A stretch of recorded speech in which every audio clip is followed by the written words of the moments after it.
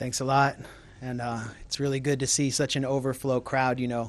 I'd heard earlier today from some AM radio source that there would be Obama youth mobs in the street attacking dissidents and shops after his big school speech for public school. So I'm glad that everyone's safe, and C-SPAN's here, so I hope I don't say anything objectively true about Republicans because it might cost me a job as a White House czar.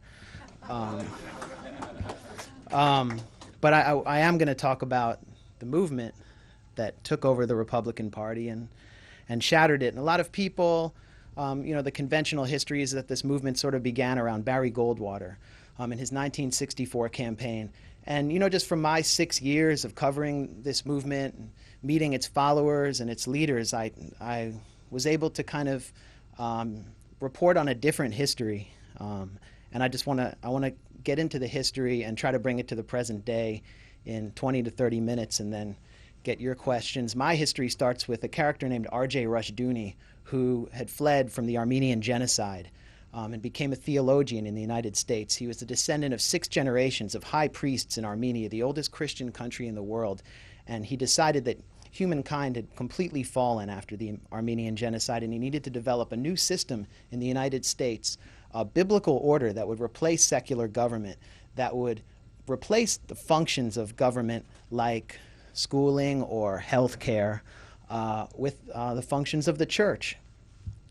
His tomes became very influential, but also really controversial because according to Leviticus case law, as Rushdoony made clear, if you broke the law, if you broke biblical law, for example, if you were a disobedient child, a witch, an adulterer, you would have to be executed by firing squad. This was, I guess, what you could call the trigger option.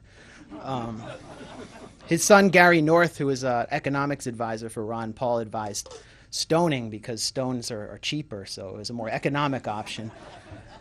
So Rushdoony provided the blueprint for the Christian right at a time when the movement was nascent, when pastors were trying to get out of the pews and get their flock out of the pews and into the street, but they didn't have the tactics.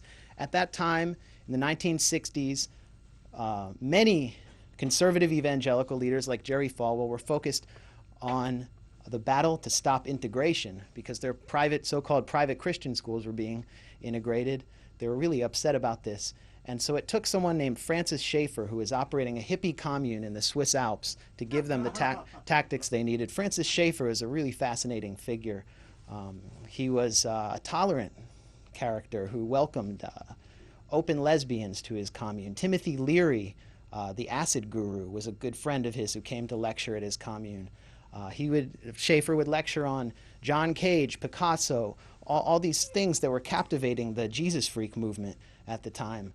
Jimmy Page, the Led Zeppelin guitarist, was seen with one of Schaeffer's books in his back pocket. But with Roe v. Wade, something snapped inside Schaeffer, and he became radicalized, and he believed that the government had just legalized infanticide and would institute something along the lines of death panels. He went to Washington and became an evangelist in the truest sense of the word, meeting with the family of Gerald Ford, meeting with Strom Thurmond, all sorts of Republican leaders, impressing upon them the importance of opposing abortion instead of integration. He also convinced Falwell and helped create the moral majority in the Reagan Revolution. But what's tragic about Schaeffer is that, and his son told me this story, is that and his son was being groomed to be his successor, was becoming enormously popular. He was dying of cancer in 1985, and he noticed that the Christian right was becoming mainstream, and they were developing this intense homophobia that he loathed. He died, and the movement went beyond him, and his son became an exile from the movement and is now out there denouncing it, but it was too late. Schaeffer, in his final book, which he never was able to renounce, advocated domestic terrorism. He said, we need to use force in the defensive posture to stop abortion, and he helped inspire Operation Rescue, the group that just assassinated Dr. Tiller in Kansas. So Frank Schaeffer told me, if my father was an African-American pastor, he would be in jail. Instead, we were swimming I was swimming in a swimming pool with Gerald Ford's son while he was advocating domestic terrorism. Someone who was watching Francis Schaeffer very closely was a character named James Dobson, who I'm sure many of you have heard of. I would consider him the most powerful figure in the Christian right. But He's not a religious figure. He's not a theologian. He has no religious credentials. What is he? He's a child psychiatrist, and he understands the sensibility of the movement and what lies behind the religion, behind the histrionics of resentment. Just a little detail about Dobson. He operates a group called Focus on the Family in Colorado Springs. It's funded with $150 million a year. He's credited with helping to re-elect George W. Bush in the Republican Congress.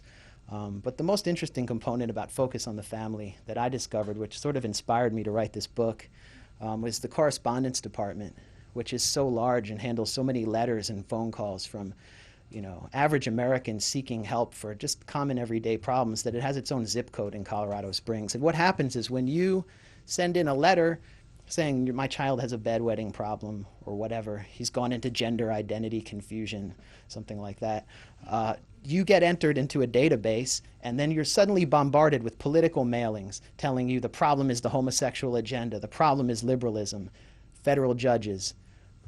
Dobson's radio show, which is the third-ranked radio show in the country, operates much the same way. Mostly deals with self-help, and then all of a sudden he alternates into political resentment.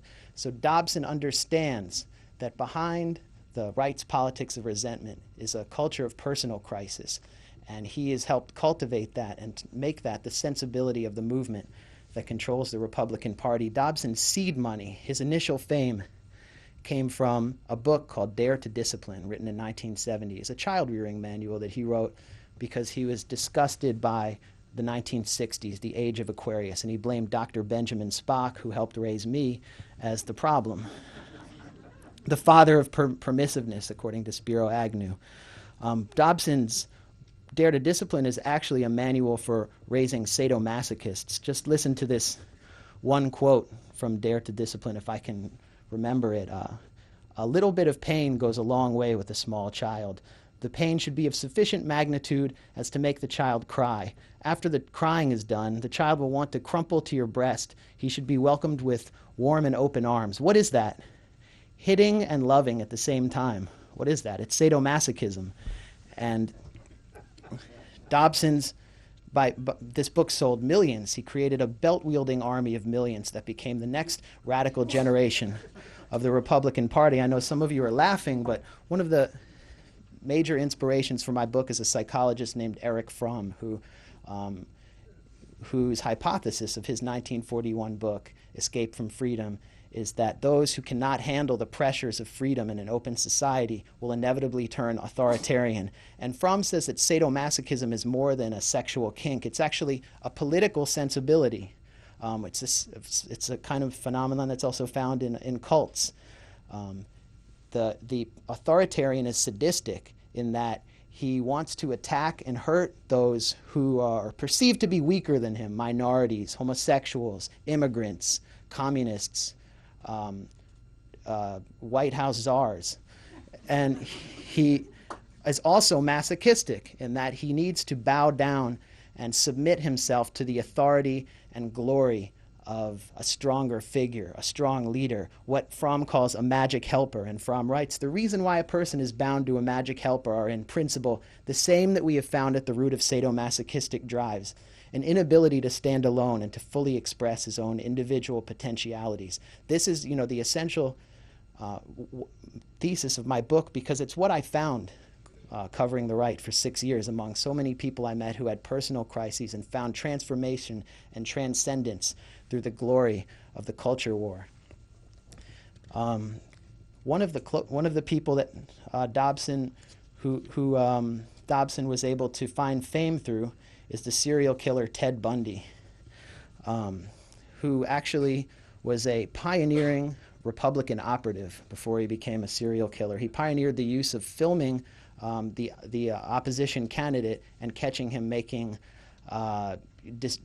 disparaging remarks, or remarks that would dig himself in and get himself in trouble, essentially capturing macaca moments. And I'm surprised that George Allen didn't attack Jim Webb for his Ted Bundy tactics when he was caught. Ted Bundy then proceeded to kill over 30 women savagely, was sentenced to death, and while he was in jail, he was reading the Meese Commission report that Dobson had put together and his allies.